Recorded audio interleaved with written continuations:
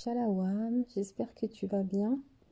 Ça fait longtemps que je ne suis pas venue vous parler, vous partager.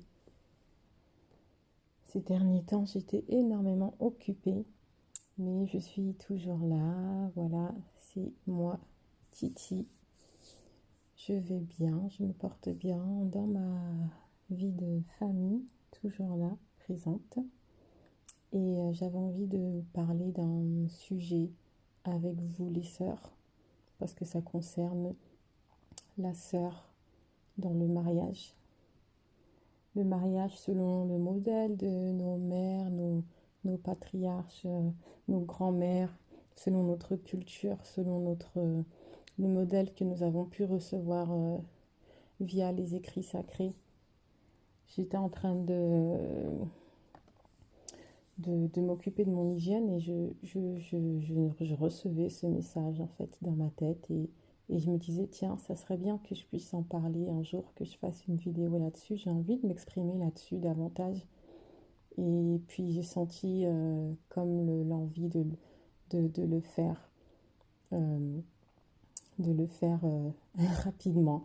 Alors je me suis mise à vous parler là, c'est ce que je suis en train de faire, pardon. Alors voilà, voilà, comme je l'ai dit, j'ai envie de parler de la sœur. Voilà, le statut de la sœur. Je m'adresse aujourd'hui à la sœur qui se trouve dans un mariage, voilà, de corps, hein, qui est engagé avec un frère, mais aussi celle qui est fiancée ou celle qui est, voilà, dans un projet de mariage. Voilà, qui s'examine et qui s'interroge. Je m'adresse à toi.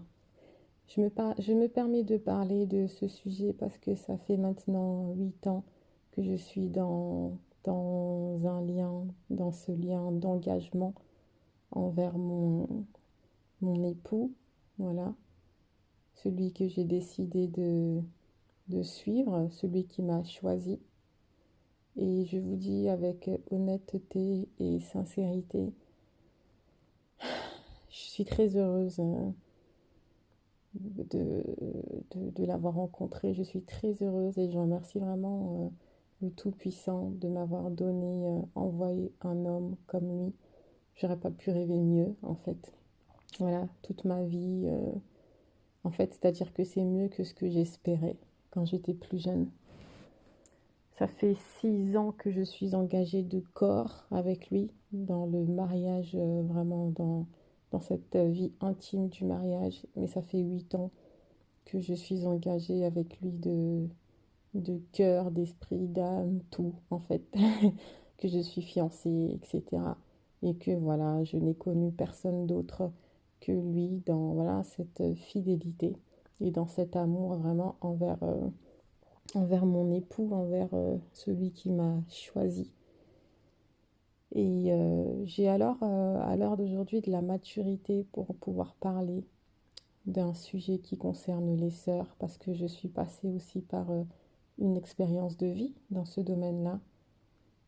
Et en 6 ans, en 8 ans, je comptais même les 8 ans, il y a énormément de choses qu'on apprend, d'autant plus que je suis mère, et ça accélère les choses, forcément.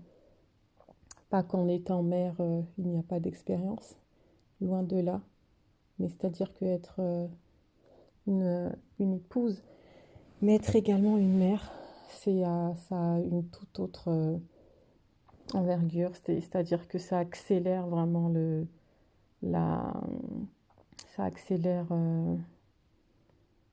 comment dire ça? Je ne trouve pas le mot. Ça accélère la dimension, en fait, voilà, du mariage, voilà. Et ça m'enseigne énormément.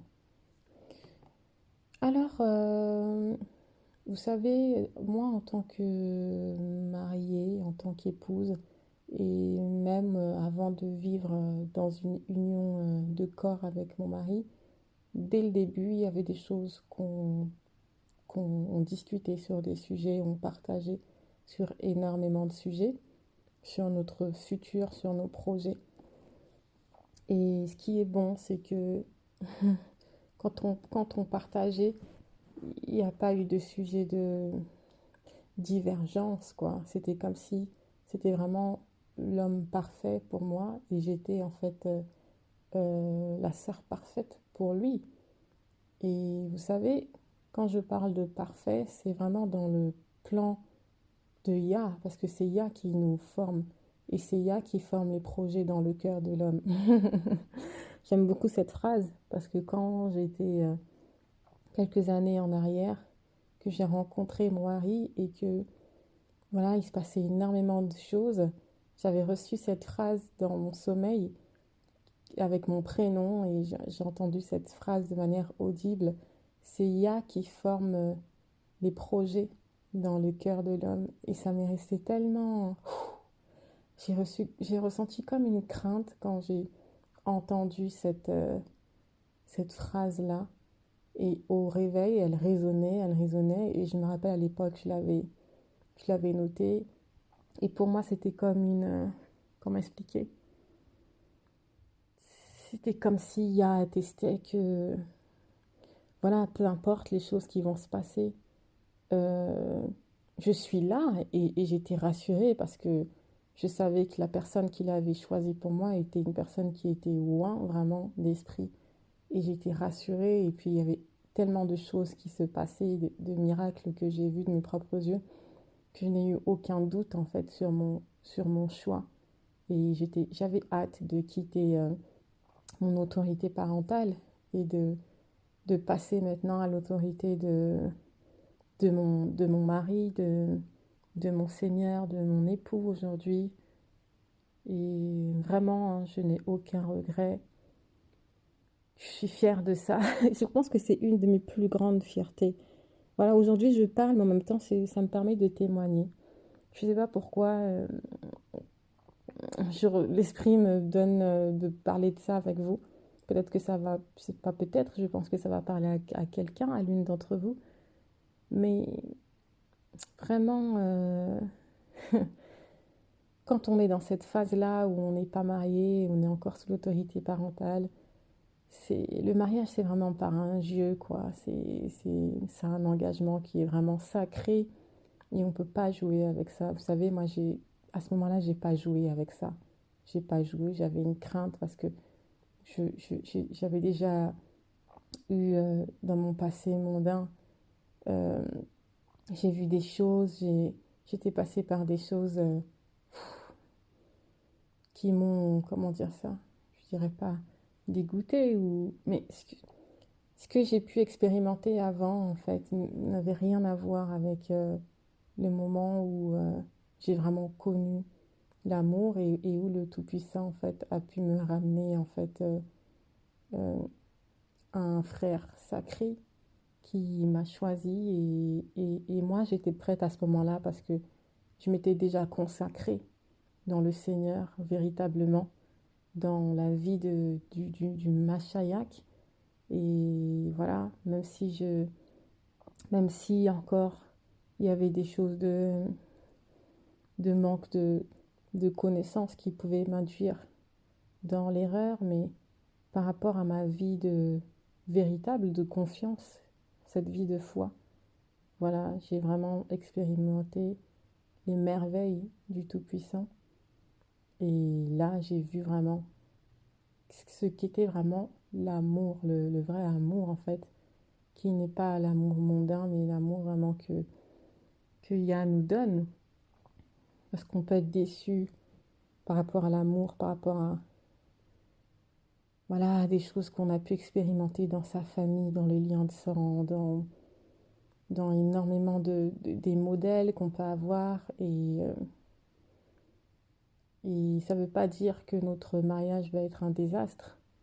Bien au contraire, en fait, si on s'engage véritablement dans une vie pure, corps, âme et esprit, vraiment dans cette vie de crainte avec le Tout-Puissant, je peux vous assurer que vraiment il va vous nettoyer d'une manière, il va vous façonner. Et là, franchement, votre conscience, tout sera purifié, lavé. Et ça n'aura rien à voir avec ce que vous pensiez auparavant. Pourquoi je dis ça?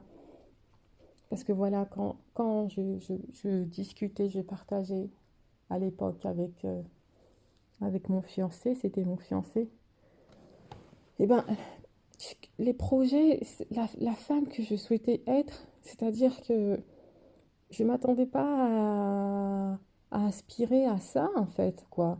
C'est-à-dire que j'avais déjà un modèle bien précis. Je voulais, en fait, servir mon Seigneur, mon mari. Je voulais le servir dans la crainte du Tout-Puissant, être une bonne épouse. Mais en même temps, je voulais me mélanger à ce que j'avais vu, ce que j'avais perçu dans mon entourage, dans la vie qui nous entoure, dans le train-train de ce monde, en fait. Donc, pour moi, c'était des choses qui étaient naturelles et je me posais pas plus que ça des questions. Mais quand je l'ai rencontré, c'est-à-dire qu'il y a des choses qui n'avaient, tout avait changé, quoi. Par exemple, les projets professionnels que je pouvais avoir auparavant n'avaient rien à voir. Ma préparation était complètement différente. Peut-être que je me disais, ben, je vais encore passer telle chose parce que je vais devenir ça, je vais faire ça, je vais faire ça. Mais je vous assure que quand j'ai rencontré mon mari, non, j'avais plus envie de tout ça. Tout ce que je voulais, c'était... En fait, j'avais tellement quelqu'un qui était intègre devant moi que je voulais déjà me consacrer dans cette vie de mariage et j'étais pressée. Je me rappelle à l'époque, je travaillais et voilà, j'étais pressée, j'avais hâte de tout arrêter, j'avais démissionné et moi je voulais pleinement m'engager dans ma vie de mariage. Voilà. Et ça ne veut pas dire que quand on s'engage dans une vie de mariage, on n'a pas à avoir des projets. C'est pas ce que je dis. Parce que bien souvent, les personnes confondent les projets par rapport aux dons que Yah nous donne, nous, en tant que sœurs, qui sont bonnes et qui peuvent être aussi mises au service des hommes. Mais c'est pas la même chose que travailler à l'extérieur pour les hommes et pour devoir, en fait, comment dire ça, pour devoir euh, pourvoir aux besoins du foyer. Maintenant, je sais que c'est pas évident dans ce monde dans lequel on est. Je suis moi-même passée par là.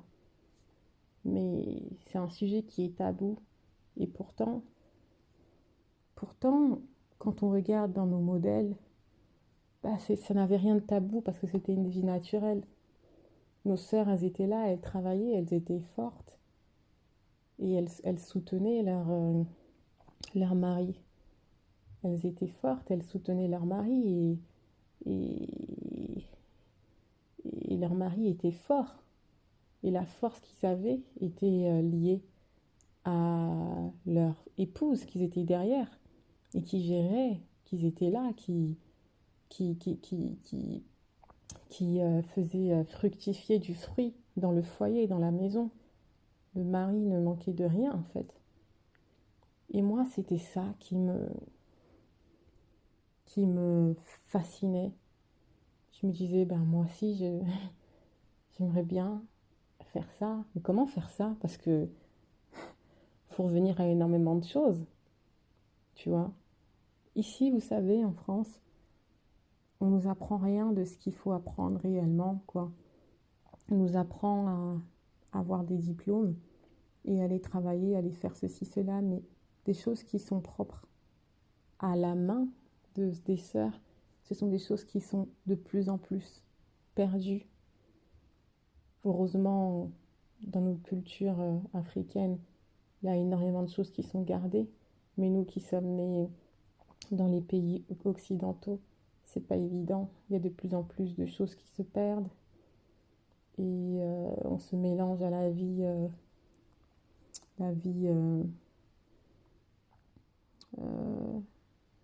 voilà, la vie euh, de citadine, quoi, la vie un petit peu de ce monde, quoi. Vous voyez? Et les jeunes d'aujourd'hui, c'est pire, n'en parlons pas. Ça empire de plus en plus.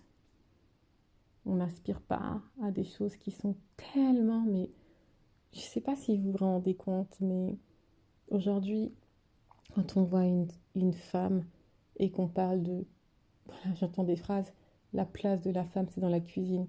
Mais c'est comme si c'est devenu quelque chose de pathétique. Mais la cuisine, c'est pas juste... voilà quoi, t'es dans la cuisine, tu fais un truc comme ça, allez, tu sers ton mari et puis t'es que bonne à ça. La cuisine, vous savez, c'est de l'art, c'est de la science. Mais justement, on a perdu ce côté science et art. Et c'est pour ça on voit plus le waouh, l'excellence dans tous ces domaines. Et pourtant, cette cuisine-là, elle participe à la santé de nos hommes. Mais on n'est plus formé pour ça, vous savez. On n'est plus du tout formé pour ça. On n'est plus formé pour savoir les vertus des plantes, les vertus des légumes. Qu'est-ce qui va apporter du fer, du calcium, du magnésium, tous les nutriments qu'il faut pour que nos maris soient en forme. Parce que normalement, ça, c'est leur place à eux d'aller au front, d'aller aux portes, de pouvoir pourvoir aux besoins de leur famille, de leur épouse, de leur enfant. C'est eux. Mais grâce à quoi? Grâce aussi à leur princesse qui est derrière. Vous voyez? Vous savez, moi, je suis tellement fière quand j'ai mon homme qui rentre et qui me dit juste ce que j'ai mangé quand j'étais à ma pause. Ah, ça m'a fait du bien, j'étais fière de manger ton repas. Des fois, je suis là, je me dis, oui, mais c'est juste un repas, mais je ne me rends pas compte à quel point c'est énorme pour eux. Parce qu'il est en train de se dire qu'il mange pas n'importe quoi. Il aurait pu aller s'acheter un truc vite fait, peut-être industriel là, mais non, il a mangé quelque chose qui était essentiel. Il a mangé de la micronutrition en fait. Et ça lui donne de la force parce que c'est pas n'importe quoi que je lui ai donné. Vous voyez? Et ça me fait tellement plaisir parce que derrière il y a du travail. Il y a du travail derrière. Aller au marché toutes les semaines, choisir les fruits, les légumes que tu vas acheter pour nourrir ta famille. Qu'est-ce que tu vas faire comme repas? Essayer de faire toujours attention, de ne pas trop être mélangé. Parce que tu vois tel repas, donc tu vas faire ça. Penser au goût, mais penser aussi à la santé. Qu'est-ce que je peux lui donner? Quelle recherche je vais faire? Il y a peut-être des choses que je ne connais pas, que je n'ai pas l'habitude de... Où est-ce que je peux trouver tel nutriment? C'est énorme. Et ça t'emmène à rechercher, vous voyez? À rechercher la végétation. Ça, c'est des études aussi. C'est quelque chose que tu dois faire de toi-même. Il y a des gens vous payez des gens pour faire ça. Quand vous êtes malade, vous n'êtes pas bien, vous devez aller voir des gens, des nutritionnistes, tout ça. Mais nous, on devient notre propre... C'est nous les nutritionnistes, en fait. On doit faire ce travail de nous-mêmes. On devient le médecin de notre famille. Si nos enfants, ils ont un problème, on doit savoir qu'est-ce qu'on doit faire. Comment je peux le soigner à ce niveau-là? Bon, il y a eu ça. Voilà. Qu'est-ce que je vais lui donner? Est-ce que je vais aller tout de suite à la pharmacie, lui donner le premier médicament pour éteindre le symptôme? Ou est-ce que j'essaye de comprendre pourquoi il a ça et pouvoir en fait amener la réelle guérison, ce qui soigne la profondeur, la racine, et pas le côté superficiel. Voilà, ne pas paniquer, même s'il y a le stress, parce que quand tu es mère de famille et que tu vois parfois tes enfants dans un état, ben bien sûr, tu as l'affect qui est toujours là. Mais le Seigneur est là, il t'apprend, il te stabilise, il te donne de la maturité. Et au fur et à mesure, voilà, tu grandis et tu sais ce que tu dois faire. Et c'est une fierté de te dire que bah, tes enfants, ils vont jamais chez le médecin. Tes enfants, ils savent même pas ce que c'est des médicaments. C'est toi qui dois... Les médicaments naturels, bien entendu. Mais des fois, ils voient des choses et c'est toi qui dois leur apprendre, qui dois leur dire, bah tu sais, ça, c'est ce qu'on donne dans l'industrie pharmaceutique quand il y a ça, ça, ça. Mais eux, ils connaissent pas. Donc du coup, tu les formes aussi. Pas tu les formes, mais tu leur apprends ce qui se passe aussi à l'extérieur, mais tu leur apprends. C'est même pas que tu leur apprends parce qu'ils le vivent. Ils voient ce que tu leur donnes quand il y a un petit souci, un tout petit, voilà, un bobo ou une période où, voilà, changement de saison, ça n'a pas été évident, peut-être qu'il y a un truc qui a été mal anticipé. Ils voient, ils connaissent les plantes, c'est-à-dire que ils sont formés naturellement, quoi. Ça c'est ça. Ah ouais, tu m'as pas donné ça? Oh là, je me sens pas très bien, est-ce que tu peux me donner ça? En fait, rien que le fait que peut-être ma fille elle a 3 ans, mon fils a 4 ans, et qu'ils me disent quand on rentre, j'aimerais bien que tu me donnes une tisane, mais c'est un plaisir, vous vous rendez tellement pas compte. Enfin, excusez-moi de dire ça. C'est une expression. Bien sûr que vous vous rendez compte pour celles qui le vivent. Tout le monde ne le vit pas, mais ça me fait tellement plaisir. Parce que je me dis, waouh, mes enfants, ils me demandent ça en fait. Ils me demandent pas, donne-moi ça ou quoi. Ils me demandent des trucs qui sont source de vie en fait. C'est énorme pour moi. Et ça, je me dis, je suis fière, je me regarde, je me dis, waouh. En fait, le fait d'avoir voulu me rapprocher de la nature, de la vie, et ben ça participe à la formation de mes enfants, ça participe à, à la santé de mon époux. Quand j'ai rencontré mon époux, c'était pas évident. Il venait de loin, il a eu énormément de difficultés et il n'a pas eu cette possibilité d'avoir des sœurs qui sont là et pour pouvoir s'occuper de lui dans le domaine de la santé, manger varié, manger ceci, cela.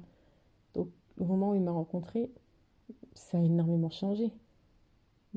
Passer de problèmes de foie sévères à rien, à un bilan de santé qui est excellent, qui est bien, c'est une fierté.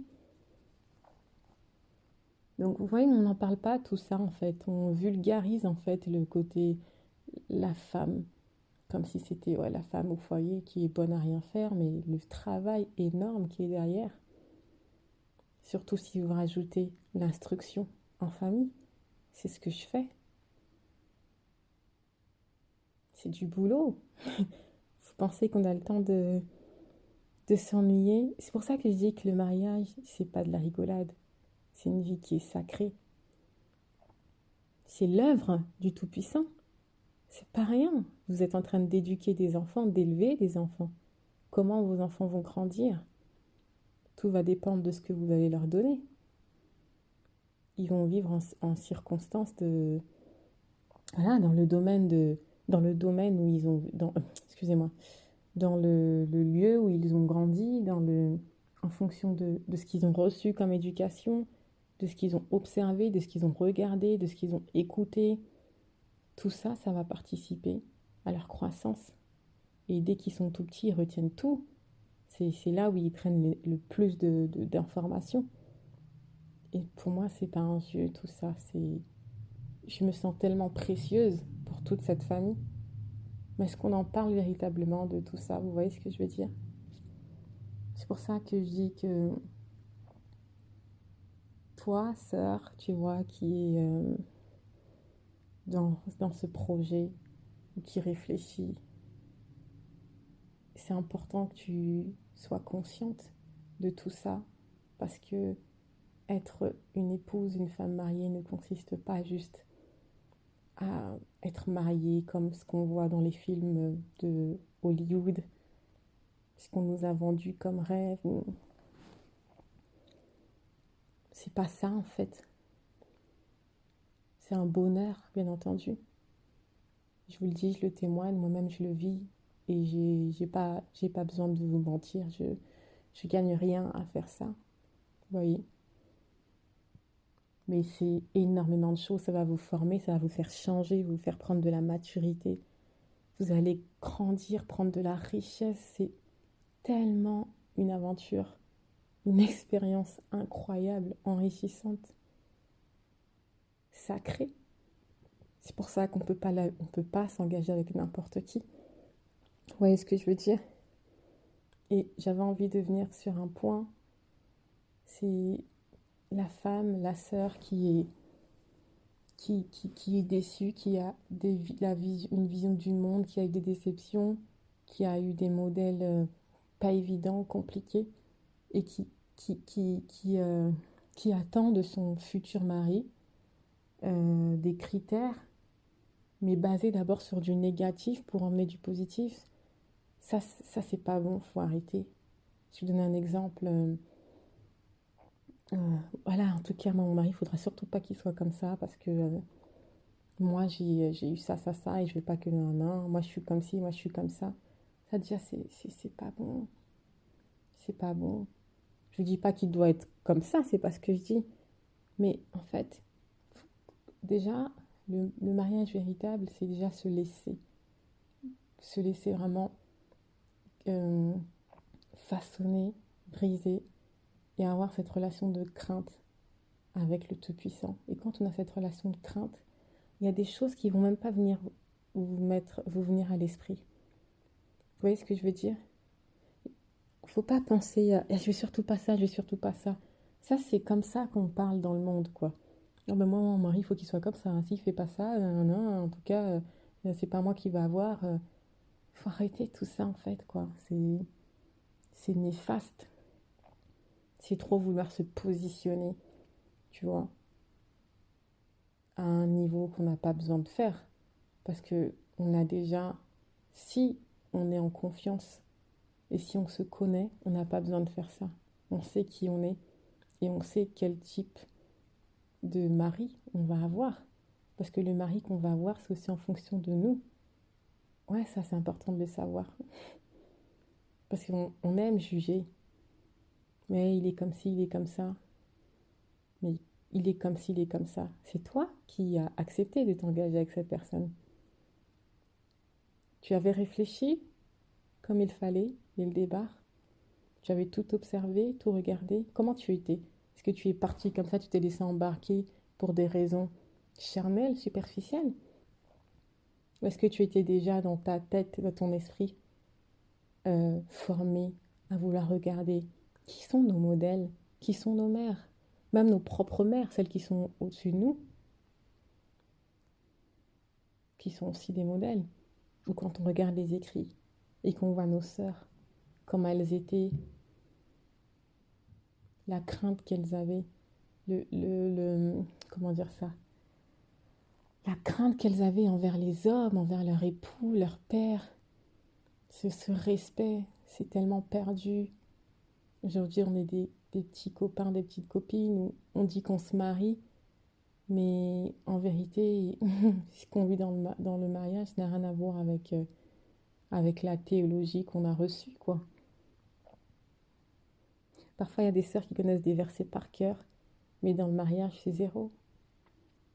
C'est pas pour critiquer, mais c'est une réalité de vie, et je le sais. T'auras beau apprendre tes versets, voilà, que la femme se taise dans l'église, je ne permets pas à la femme d'enseigner, ou la femme doit être remplie de douceur, ce qui est d'un grand prix devant Yah, etc., etc. Il y a tellement de choses. Celui qui trouve une femme trouve le bonheur, tout ça, tout ça, tout ça. On peut connaître tout ça par cœur. Mais quand on arrive sur le terrain du mariage, ou même avant d'arriver dans le mariage de corps intime, comment on est avec notre époux ou notre futur? Est-ce qu'on a vraiment cette crainte, ce respect? Quand s'il nous demande certaines choses, alors tu es prêt à faire ça, à me suivre par rapport à ça? Comment on réagit? Si notre mari nous dit non, par rapport à ça, moi je le sens pas, est-ce qu'on va venir s'imposer avec ce truc-là de ah mais non, mais moi, non, non, j'ai eu l'habitude de faire ça, je faisais ce que je voulais avant. Est-ce qu'on ramène ce truc-là de ce que je faisais ce que je voulais? Est-ce qu'on le ramène avec notre mari? Je dis pas que ça peut être parfait, hein, que ça va être parfait dès le début, hein, comme on dit le faire aiguise le faire. Parfois le Tout-Puissant, on voit notre crainte, mais il voit qu'il y a encore des choses à casser. Et il permet justement de nous mettre dans, dans, dans, dans cette vie du mariage pour qu'on voit ça. Le plus important, c'est de le voir et de se repentir par rapport à ça. Et de nous voir mûrir de plus en plus. Par exemple, moi qui parle à l'heure d'aujourd'hui, j'ai énormément mûri. J'ai énormément. J'avais déjà une crainte par rapport à mon mari, énormément.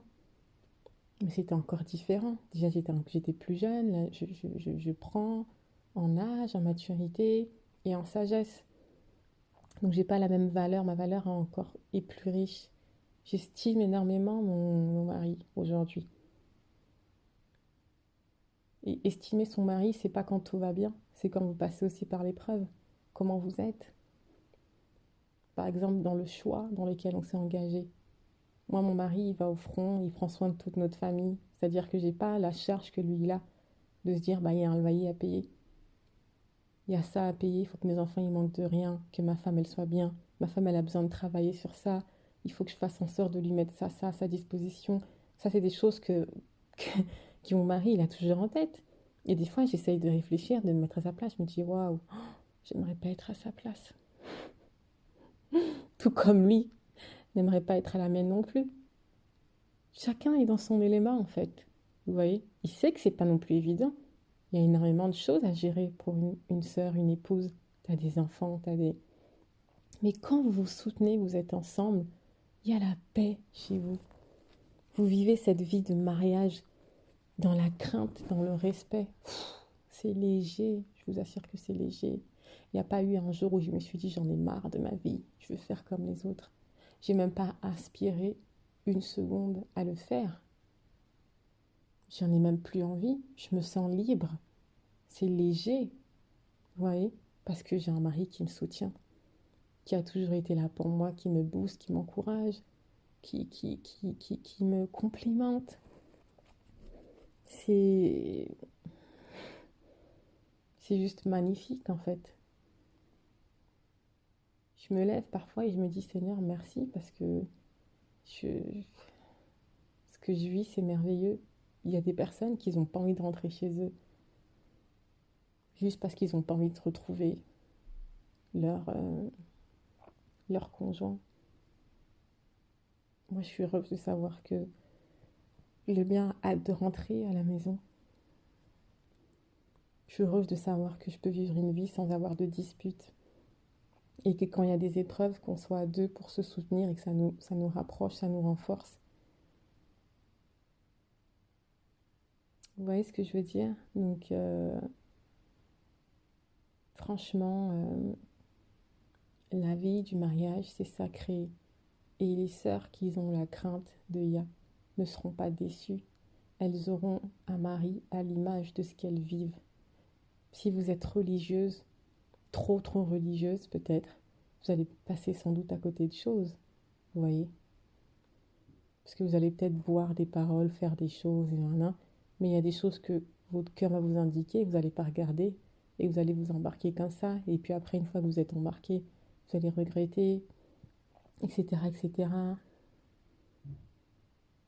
En fait, il faut être concentré. Soyons concentrés, comme il dit souvent dans notre communauté. Restez concentrés. Non, mais c'est vrai, en fait. C'est vrai, tu vois. Donc, sœur, ne sois pas dans, ouais, moi, il me faut un mari comme ci, il faut faire là, attends, moi, je suis comme ça. Sortons de lui, de cette femme-là, tu vois, cette femme-là, de, qui prend position. Moi, je veux que ce soit comme ci, il va être comme ça. En tout cas, moi, ça sera comme ça, comme ça. Non, t'as pas besoin de faire ça. Prends soin de toi. Prends soin de toi. Tu vois, il y a tellement de choses qui sont bonnes sur toi, dans ta vie, dans les œuvres qu'il y a fait en toi, dans les qualités que tu as en tant qu'épouse. Et il te donnera un époux à ton image, il n'y a rien à dire. Je l'ai vécu, donc je sais de quoi je parle. Vous voyez? Ne partons pas sur du négatif pour avoir du positif, partons sur du positif. Et dans ce positif-là, même s'il y a des choses à travailler, chose qui est normale, hein, la vie c'est pas du comme ça. On a besoin d'être brisé, on a besoin d'être formé. D'accord? Donc c'est normal. Mais ça va se faire dans une paix, dans une patience. Voilà. En fait, je fais ce message pour exhorter mes sœurs, surtout dans les temps difficiles dans lesquels on est. Laissons-nous guider par l'esprit de vie dans nos vases de sœurs, d'épouses soumises à cet esprit pur, en fait, de douceur, de bonté. Quand je nous vois, les sœurs, je vois comme des jolies fleurs, vous voyez, je vois ce printemps, je vois l'été, je vois la vie qui est belle.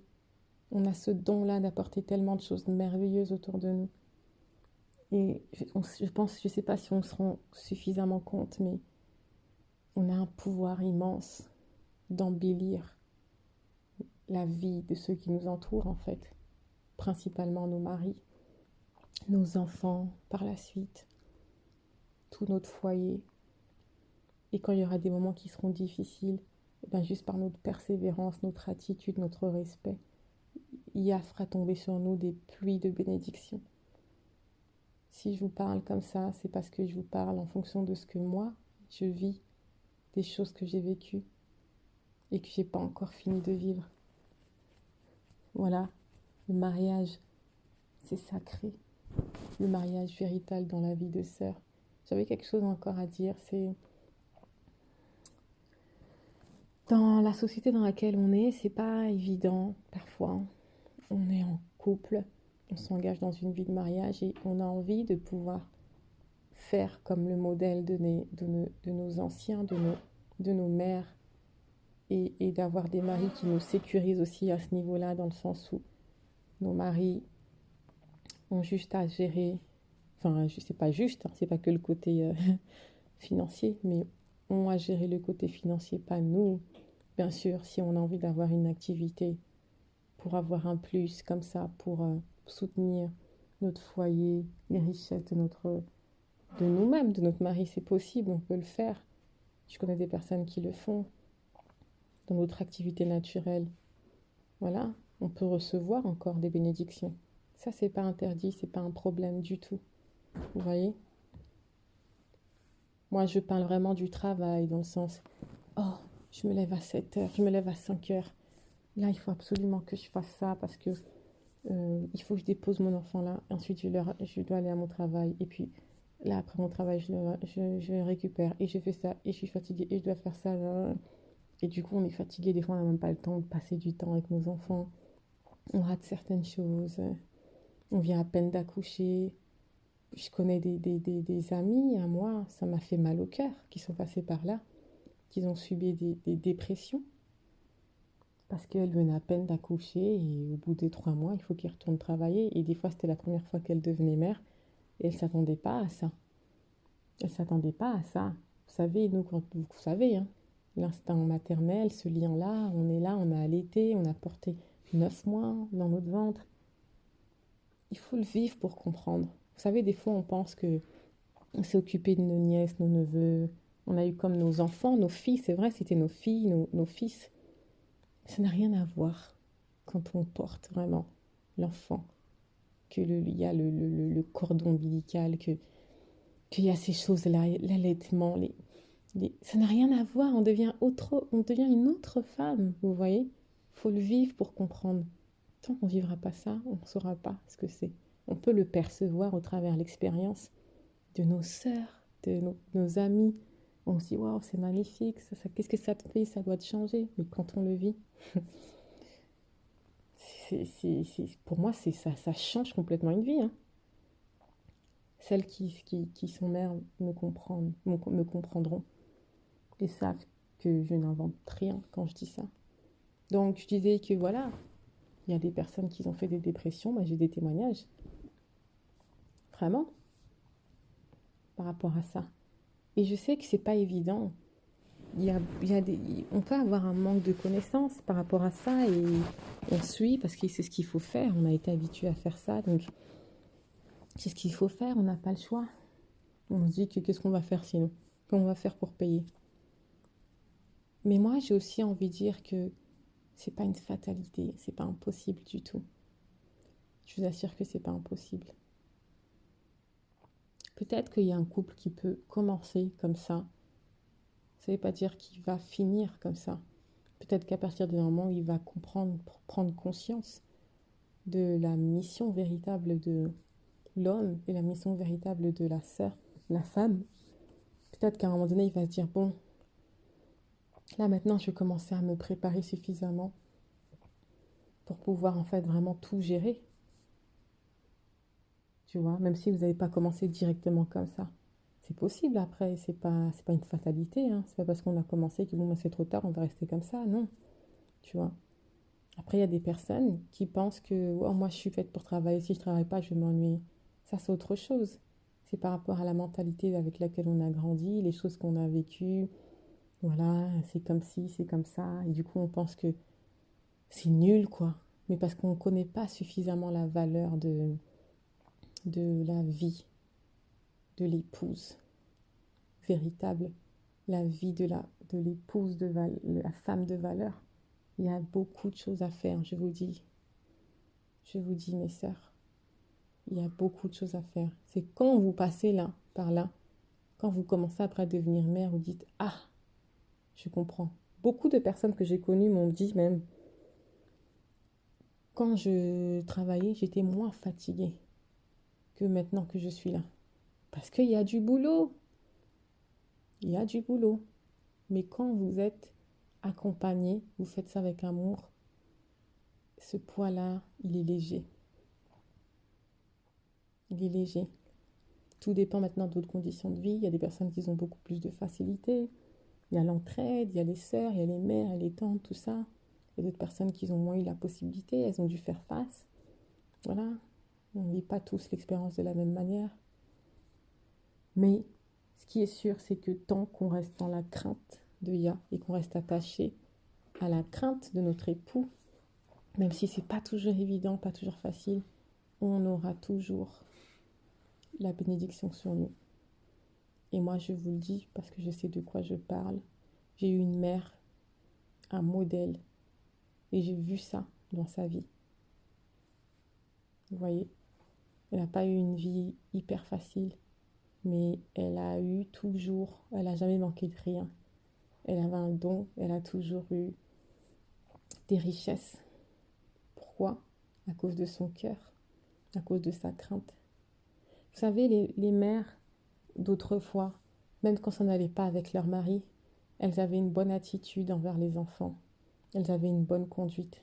Et je sais qu'il y a encore des mères de nos jours qui sont comme ça. J'ai connu des personnes qui se sont séparées, mais qui ont une bonne conduite, qui parlent vertueusement de leur père, qui ne mélangent pas tout.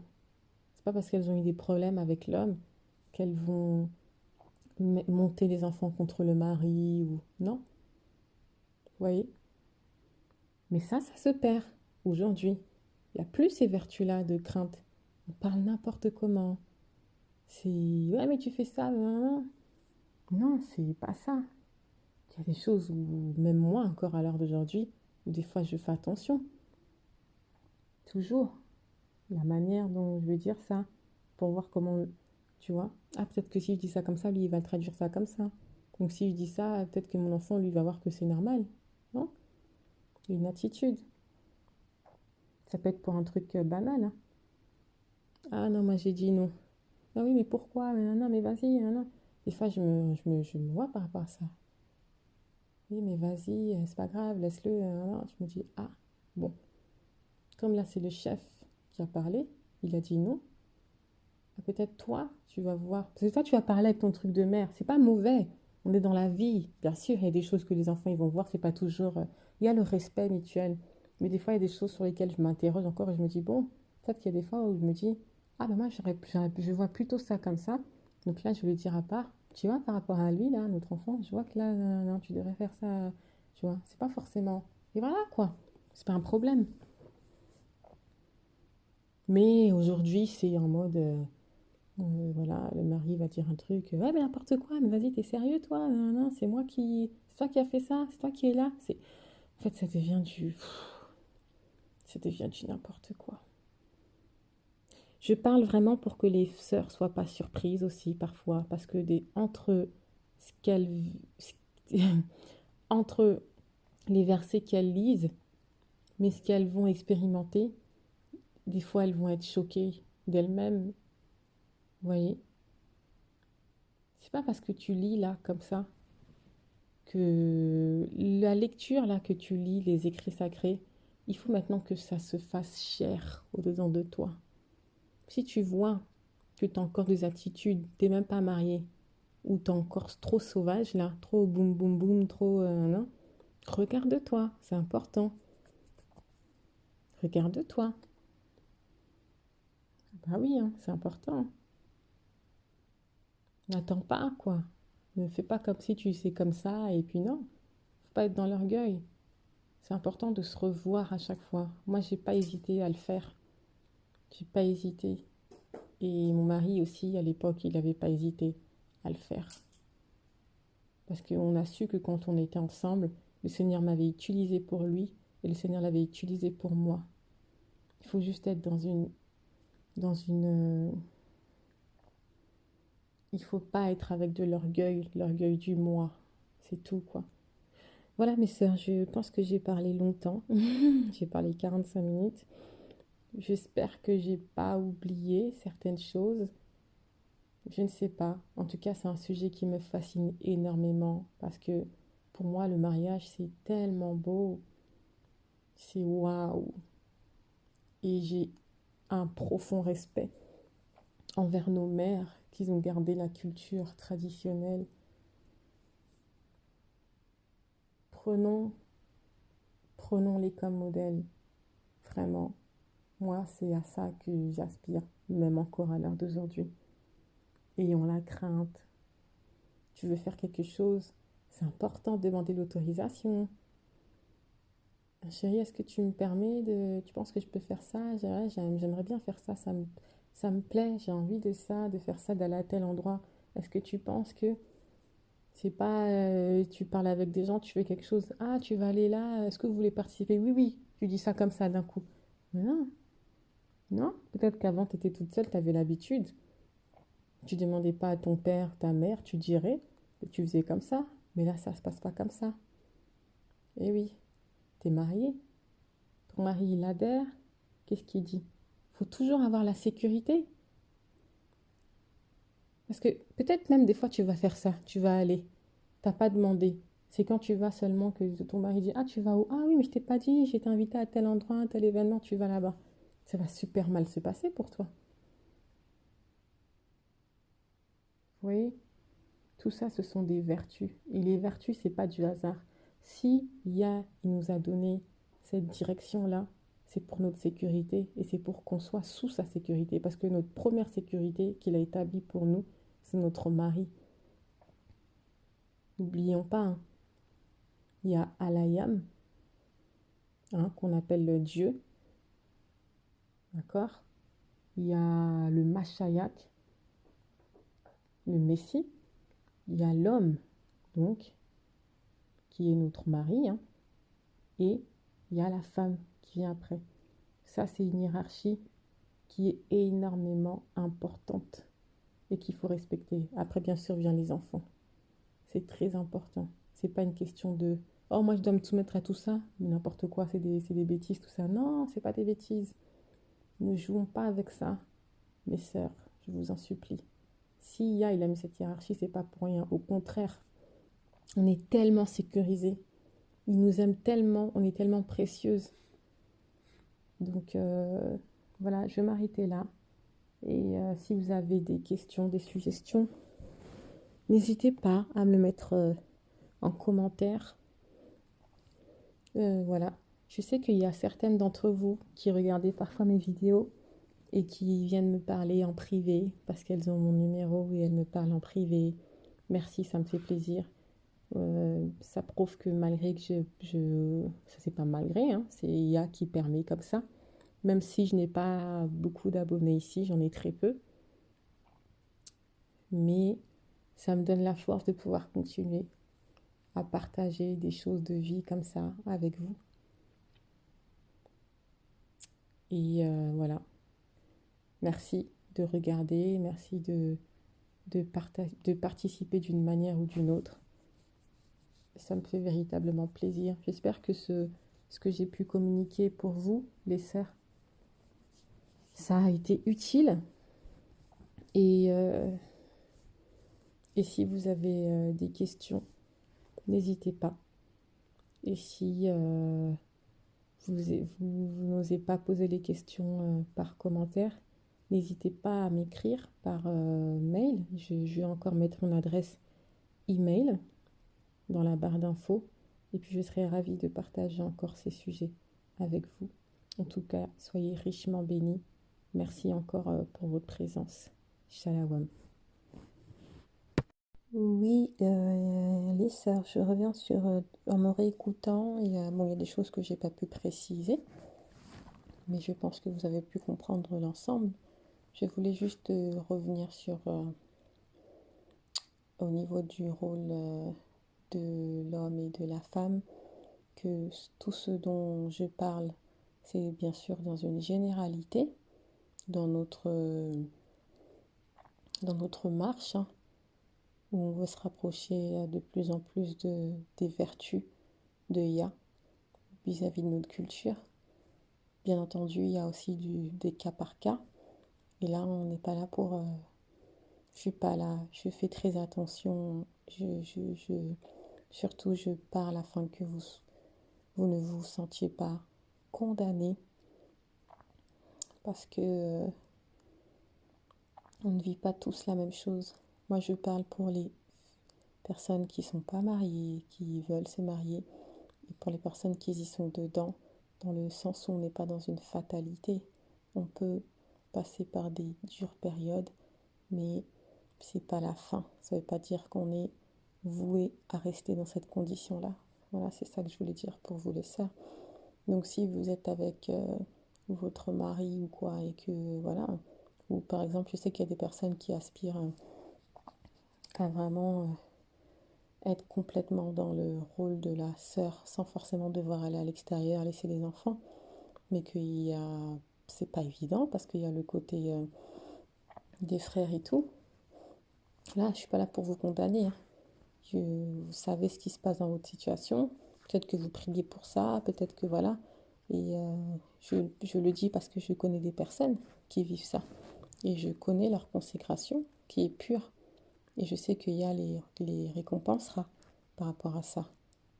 Vous voyez? Et il y en a d'autres aussi qui, voilà, qui sont dans des cas encore plus difficiles. Mais en fait, c'est pas... Ce qui est bien avec IA, c'est que quand on veut faire sa volonté, il nous récompensera toujours.